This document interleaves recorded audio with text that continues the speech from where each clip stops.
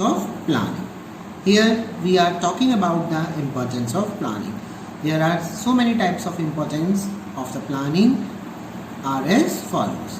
The number one is planning provide direction. Planning is a concern with predetermined course of action. It provides the direction to efforts of employee. Planning make clear what employee have to do, how to do, by stating in advance how work has to be done. Planning provide direction for action. Employees know in advance in which direction they have to work. This lead to unity of direction also. If there were no planning, employer would be working in different direction and organization would not able to achieve its target and desired goal. Now I am explaining in Hindi. Planning provide direction. Planning आपको direction provide कराता है. Planning में हम क्या करते हैं, जो भी हम पहले से ये डिसाइड करके रखते हैं हमें किस एक्शन को किस तरीके से वर्कआउट करना है. So that's why it is concern with predetermination of course of action. It clear the employee, ये एम्प्लॉय को बिल्कुल क्लियर करता है आपको क्या करना है, कैसे करना है, कब क्या काम करना है. एडवांस में हमें पता है कि हमें क्या काम करना है. प्लानिंग हमें डायरेक्शन प्रोवाइड कराता है हमारे एक्शंस को. जो भी एक्शन प्री डिटरमाइंड एक्शंस होंगे उनको डायरेक्शन कौन प्रोवाइड कराता है, प्लानिंग उनको डायरेक्शन प्रोवाइड कराता है. एम्प्लॉय को एडवांस में पता होता है कि उनको किस डायरेक्शन में जाना है, काम को किस डायरेक्शन में लेकर जाना है, जिससे यूनिटी ऑफ कमांड एक्शन भी आपका क्या फॉलो होता है, यूनिटी ऑफ डायरेक्शन भी फॉलो होता है. अगर प्लानिंग नहीं होगी तो एम्प्लॉय डिफरेंट डायरेक्शंस में जाएंगे. अगर प्रॉपर प्लानिंग नहीं होगी तो वहाँ पे क्या होगा, एम्प्लॉयज़ डिफरेंट डायरेक्शन में जाएंगे. जब एम्प्लॉयज़ डिफरेंट डायरेक्शन में जाएंगे तो ऑर्गेनाइजेशन कभी भी अपने गोल को टाइम से अचीव नहीं कर पाएगी. तो प्लानिंग आपको क्या प्रोवाइड करा रहा है, planning provide direction.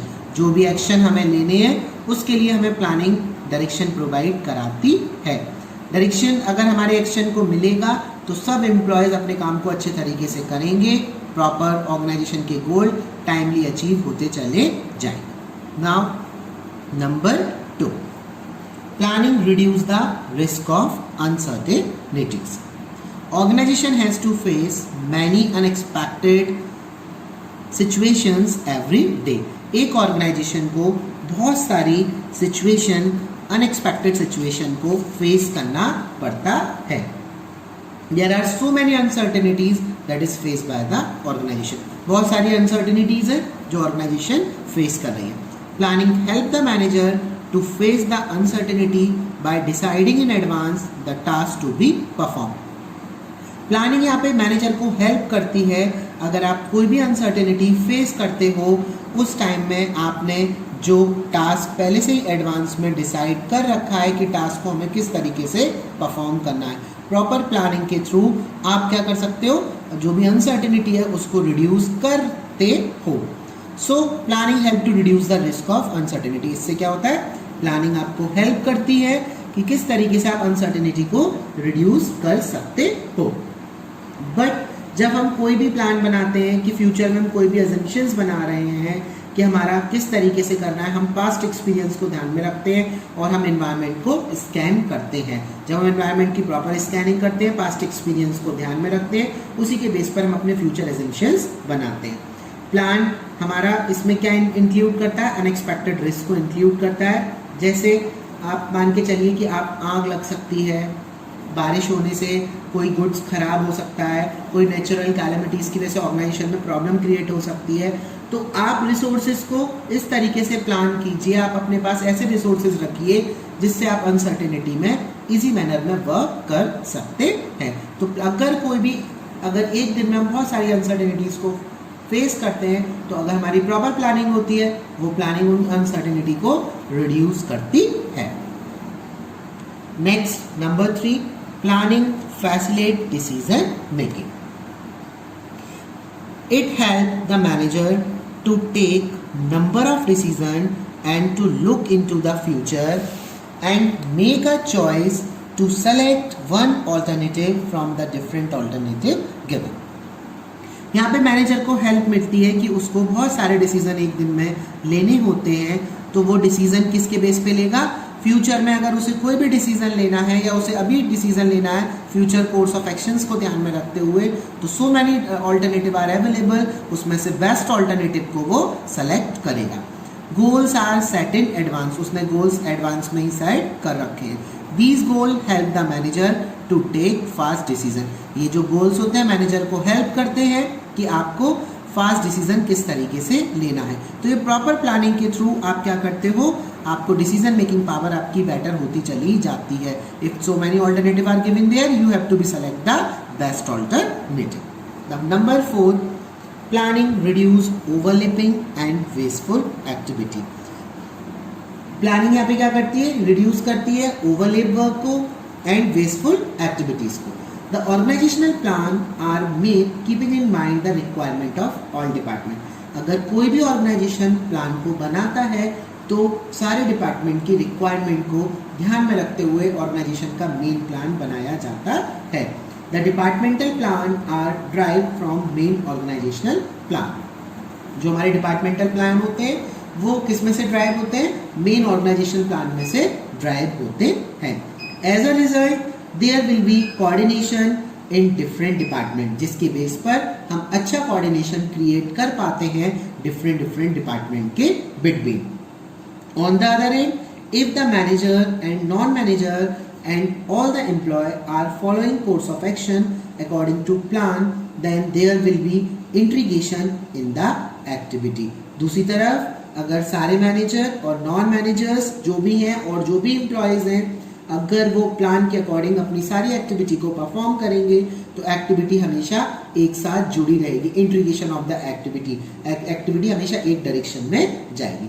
Plan ensure clarity of thoughts and action and work can be carried out smoothly. अगर आप प्लान बनाते हो तो उसमें क्लैरिटी ऑफ थॉट्स होता है, आपके एक्शंस क्लियर होते हैं कि आपको वर्क को स्मूथली किस तरीके से कैरी आउट करना है। अगर एक ऑर्गेनाइजेशन में बहुत सारे डिवीजन है तो प्लानिंग आपको बेस प्रोवाइड कराती है, आपकी एक्टिविटी को कोऑर्डिनेशन प्रोवाइड कराती है।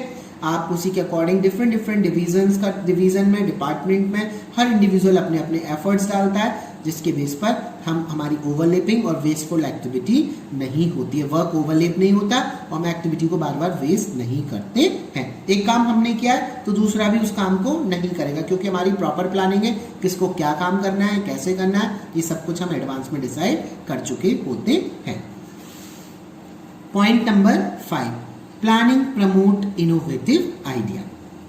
Now planning require high thinking, it is an intellectual process. आपने जैसे आगे भी पढ़ा है, प्लानिंग में आपको हाई थिंकिंग की रिक्वायरमेंट रहती है। जब आप कोई भी प्लान बनाते हैं उसमें हाई थिंकिंग की आपको रिक्वायरमेंट है। It is an intellectual process, ये एक इंटेलेक्चुअल प्रोसेस का पार्ट बोला जाता है। So there is a great scope of finding better idea. आपको एक बेटर स्कोप मिलता है कि आप अच्छे आइडियाज लेकर आइए, बेटर मेथड्स लेकर आइए, बेटर प्रोसीजर लेकर आइए, जिससे आप एक पर्टिकुलर जॉब को टाइमली परफॉर्म कर पाए। Planning process force manager to think differently and assume the future condition. Planning process manager को फोर्स करती है कि आप कुछ अलग सोचिए और आप फ्यूचर कंडीशन के क्या फ्यूचर में कंडीशन रहेगी, बेटर अजम्पशंस क्रिएट कीजिए। So it make the manager innovative and creative. इससे क्या होता है, मैनेजर हमारा इनोवेटिव और क्रिएटिव होता चला जाता है, क्योंकि ये आपका एक इंटेलेक्चुअल प्रोसेस है। तो आपको एक बेटर थिंकिंग के साथ न्यू आइडियाज लेकर आने, नए मेथड्स लेकर आने, नए प्रोसेसर्स लेकर आने कि एक पर्टिकुलर जॉब को किस तरीके से परफॉर्म किया जाए, जिससे आप फ्यूचर कोर्स ऑफ एक्शन को ध्यान में रखते हुए। तो point number 6, planning establish standard for controlling. Planning आपको एक एस्टेब्लिश करता है आपके standard of controlling. It provide goal और standard against which actual performance is measured. ये हमें एक गोल और एक स्टैंडर्ड प्रोवाइड कराता है कि जिसके बेस पर हम जो एक्चुअल परफॉर्मेंस जो हमारी निकल कर आ रही है, जो हमारी परफॉर्मेंस है, उसको हम किस तरीके से मेजर करें। A comparison between actual and standard performance help the manager to identify the deviation and take corrective action. जब हम कंपैरिजन करते हैं एक्चुअल परफॉर्मेंस में और स्टैंडर्ड परफॉर्मेंस में, एक्चुअल परफॉर्मेंस जैसे फॉर एग्जांपल हमने टारगेट सेट किया कि हमें 100 शर्ट्स इन अ डे में हमें प्रोड्यूस करनी है, हमने उसके लिए प्रॉपर प्लानिंग किया।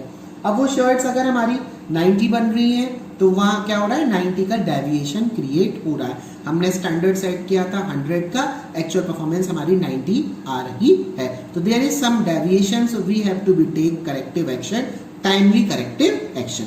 सो these planning establish standard for controlling. तो ऐसी प्लानिंग आपको एक बेटर क्या प्रोवाइड कराती है, स्टैंडर्ड प्रोवाइड कराती है कि आप एक्चुअल और जो स्टैंडर्ड परफॉर्मेंस है उन दोनों के बिटवीन डेविएशंस क्रिएट ना हो। शर्ट भले ही ज्यादा बन जाए पर कम नहीं बननी चाहिए। तो इस तरीके की अगर आप प्लानिंग करोगे तो आपके लिए बेटरमेंट होता चले। Now we are talking about the conclusion of the importance of planning. The first is planning provide direction. So focus on end result, move and direct all activity toward the achievement of goal. Second, planning reduce the risk of uncertainty. Uncertainty do not come as a shock. Planning prepare the organization to face the uncertainties and unexpected situations too. The third point is this: planning reduce overlapping and wasteful activity. With clear indication in plan what is to be done, who will do it, etc. Some work not be done by two people, therefore three would be no duplication of the task. The fourth is planning promote innovative idea. To make prediction and assumptions regarding future, highly innovative thinking is required. Next, fifth point is this: planning facilitate decision making. Planner check the pros and cons of all the options, then take a decision. They must evaluate each and every action, then after that they have to be take a decision. Next, planning establish standard for controlling. The base or standard for the comparing actual performance with the standard performance in controlling given by the planning. Thank you. That's all.